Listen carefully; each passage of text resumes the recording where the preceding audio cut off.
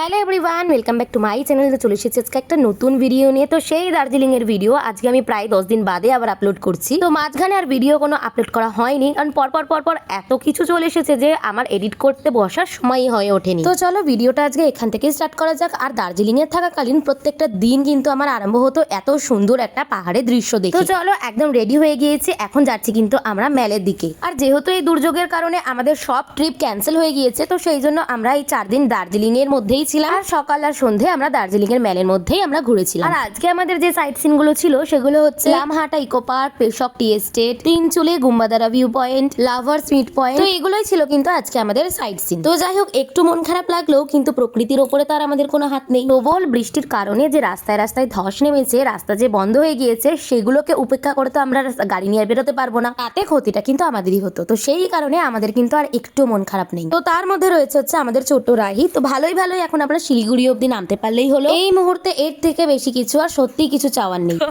একটা গাড়ি আসছে, ক্যামেরাটা অফ করে দিলাম। তো এখন আমরা যাচ্ছি হচ্ছে মল রোডের দিকটা করে। তো ও যেটা বলছিলাম, সাজাটা নিয়ে দরকার, যা কোথায় গেল, যা হলো কি হলো না সেটা কোনো ব্যাপার না, কারণ আবার পরে আসবো ঘুরতে, তখন ওগুলোতে থাকবো, ওগুলোতে তখন যাবো। এই যে রাহি এখন যাচ্ছে, রাহি বলছে যে একবারই বেরাবে, সন্ধ্যাবেলা কিন্তু আর বেরানোর কথা বলবে না। কারণ হচ্ছে রাহি বলছে আমি এতটা হেঁটে হেঁটে আসতে পারবো না।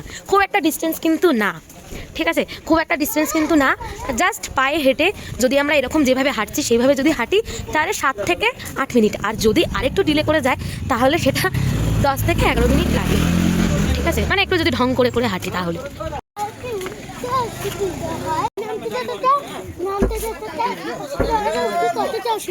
অসুবিধা হয়, আচ্ছা। আসলে এই দেখো খাড়াই রাস্তা, তো সেই জন্য বলছে নামতে একটু খাড়াই রাস্তা, সেই জন্য বলছে নামতে আমাদের কোনো অসুবিধা হয় না, কিন্তু আমাদের উঠতে অসুবিধা হয়।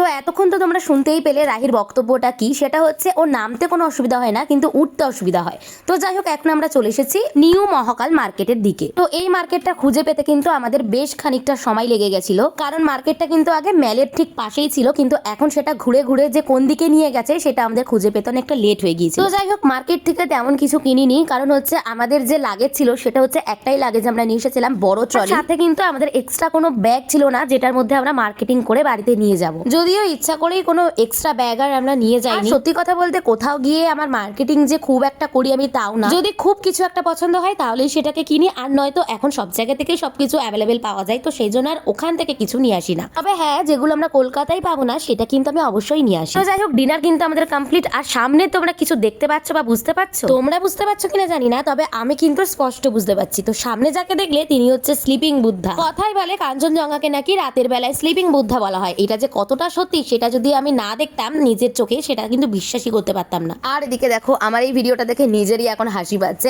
আসলে কিছুই না, রাত্রেবেলা আমি একটু ইমোশনাল হয়ে গিয়েছিলাম, যেহেতু আজকে আমাদের লাস্ট দিন, তো সেই জন্য একটুখানি মনটা ভীষণই খারাপ লাগছিল, একটু বললে কম হবে। তো যাই হোক, আসবে যে জিনিসটা মজা লাগে চলে গেলে সত্যিই মন খারাপ লাগে, আর এবারে আমার তো ভীষণই মন খারাপ লাগছিল। তো এবারে দার্জিলিং ট্রিপে তোমরা খেয়াল করবে যে আমার প্রত্যেকটা ভিডিওতে এই যে জায়গাটা দাঁড়িয়ে আমি এখন ভিডিও করছি সেই জায়গাটাতেই কিন্তু প্রচুর আমার ভিডিও রয়েছে, তার কারণ ম্যাক্সিমাম টাইম কিন্তু আমি এই ব্যালকনিতে এসেই কাটাতাম। সকালবেলা তো চোখ খুলেই একদম সোজা ব্যালকনিতে চলে আসতাম, আর চুপ করে বসে থেকে চেয়ারে এই এত সুন্দর একটা অপরূপ দৃশ্য উপভোগ করতাম। যতক্ষণ না পর্যন্ত রাহি ঘুম থেকে উঠে আমাকে ব্যালকনিতে খুঁজতে আসতো, ততক্ষণ পর্যন্ত কিন্তু আমি এখানেই বসে থেকে উপভোগ করতাম, এক দৃষ্টিতে শুধু পাহাড়কেই দেখে যেতাম। আর তোমরা বিশ্বাস করবে না, প্রথম যে দিনকে এলাম সেই দিনটা বাদে আমরা কিন্তু পরপর 3 দিনই কিন্তু আমরা কাঞ্চনজঙ্ঘাকে ভীষণ ভালোভাবে দেখতে পেয়েছি। আর আমরা যে হোটেলটাতে রয়েছি সেখানের ব্যালকনি থেকে কিন্তু কাঞ্চনজঙ্ঘাকে এত সুন্দর দেখতে পাওয়া যায় যে কি বলবো, এটা তো তোমরা আমার এই ভিডিও দেখেই বুঝতে পারছো। যাই হোক, অনেকক্ষণ এখানে বসে বসে সময় কাটালাম, তো এবার যাই চট করে রেডি হয়ে আসি। তো রেডি হয়েতে চলে এলাম, আর রেডি হতে হতে আর একটা জিনিস দেখলাম যেটা দেখে মনটা কিন্তু ভীষণই খারাপ হয়ে গিয়েছে। মন খারাপের থেকেও সব থেকে বড় কথা ভীষণ বিরক্ত লাগছে, সেটা হচ্ছে ট্রেনটা আমাদের ক্যান্সেল হয়ে গিয়েছে। যদিও ওয়েটিং এ ছিল আমাদের টিকিটটা, কিন্তু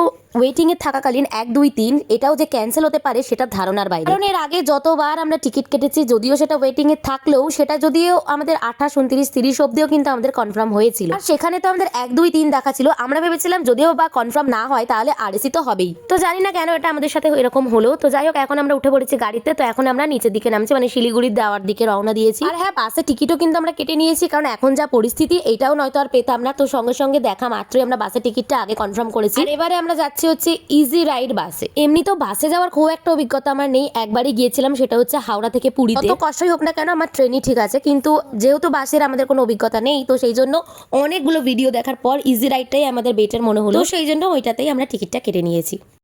ভালো বল, ঠিক আছে। দাদাটাকে তো বললাম আমাদের বাড়িতে যেতে যদি কলকাতায় যায়। হ্যাঁ বলছে ওই যে কি যেন নাম ওর, সুমন, ওই দেখো নামটাও জেনে এসেছে, সুমন। সুমন দাদাটা খুব ভালো আসলে, ওকে খুব একটুখানি আদর আদর করছিল, বাবু বাবু করে ডাকছিল, তো সেই জন্য না সত্যি ওদের ম্যানেজারটা আর ওদের যে কটা স্টাফ রয়েছে, 3টে না 4টে স্টাফ রয়েছে, ওরা খুবই ভালো, খুব ভালো ব্যবহার।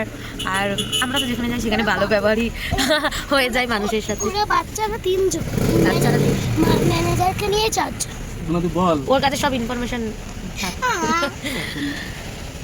তো এখন কিন্তু আমরা অনেকটাই চলে এসেছি, তো এখন কিন্তু বাজে হচ্ছে প্রায় দুপুর 1টা, আর এখন কিন্তু আমরা কার্শিয়াং ক্রস করে গিয়েছি। আর এখানে সামনে একটা দোকান দেখে আমরা দাঁড়িয়েছি, কারণ এত খিদে পেয়েছিল, আর তার মধ্যে রাস্তায় একটা দোকান নেই যে যেখানে দাঁড়িয়ে কিছু খাওয়া যায়। তো যেই দোকানটায় আপাতত আমরা দাঁড়িয়েছিলাম, তো সেই দোকানটায় কিন্তু মোমো ছিল না। তো আমি পাশে আর একটা দোকান ছিল, সেখানে হাঁটতে হাঁটতে এসে জিজ্ঞাসা করতে এসেছিলাম, তো মোমোর বদলে এই যে এখানে দিয়েছিল হচ্ছে ফালি। যদিও আমি এটা ফার্স্ট টাইম ট্রাই করব, জানি না কেমন খেতে, তো সেই জন্য আমি রাকেশকে বলছিলাম তুমি একটা নাও, আমি তোমার থেকেই টেস্ট করছি, যদি ভালো লাগে তাহলেই আমি খাবো। আর সত্যি কথা বলতে ভীষণই টেস্টি ছিল, কিন্তু এতটা অয়েল ছিল, তো এইটা যদি আমি পেট ভরে খেতাম তাহলে আর দেখতে হতো না, গাড়িতে আমি বমি করতে করতে আসতাম। তো তারপর আমার জন্য মোমো নেওয়া হয়েছিল, ওনারা করে দিয়েছিল। তো যাই হোক, এখন কিন্তু আমরা চলে এসেছি শিলিগুড়ির থেকে অনেকটা দূরে, একটা ধাবায় আমরা দাঁড়িয়েছি, তো সেই জন্য একটু ভিডিওটা করলাম। এখনো অনেক কিছু কথা তোমাদের সাথে শেয়ার করা বাকি রয়েছে, যেটা নেক্সট একটা ব্লগে অবশ্যই করবো। তো আপাতত ভিডিওটা এখানে স্টপ করছি। ভিডিওটা ভালো লেগে থাকলে লাইক, কমেন্ট আর সাবস্ক্রাইব করে দিও। তো দেখা হবে অন্য একটা ব্লগে। টাটা সবাইকে।